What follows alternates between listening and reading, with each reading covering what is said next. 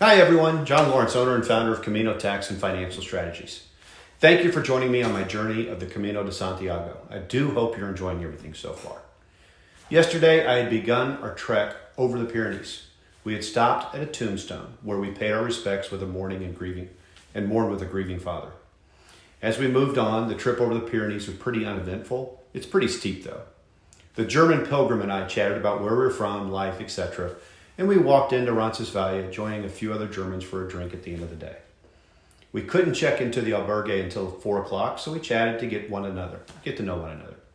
And that's when I removed my hat, and the ladies saw the scrape I received that morning falling down, and they immediately went into mom mode. I had a bandage and antibacterial ointment in no time. And there's a saying on the Camino that the Camino provides. When you need water, there's water.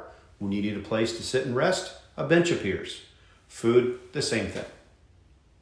So Roncevalles had just refurbished their old albergue. It used to be 75 bunk beds in one big room in the church hall.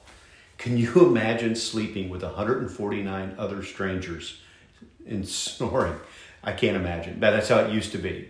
Now they've recreated everything into this new pod system, and the sleeping quarters were much nicer. So crossing the Pyrenees, I had broken a trekking pole, and I also realized I had brought too much in my backpack and I was carrying too much weight. So there was a place there where you can discard things you didn't need so other people who may need them can get them. We sat around and chatted, made a plan to leave at 5:30 tomorrow morning so we could get to our next stop. So let me explain. There are numerous travel guides for the Camino de Santiago. And among English speakers, the most common book is the one written by John Brierley.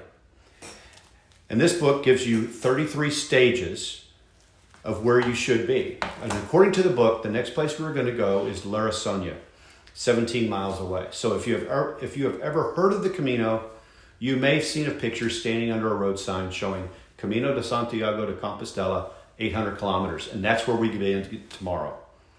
So until then, make it a great day. I'll post again tomorrow.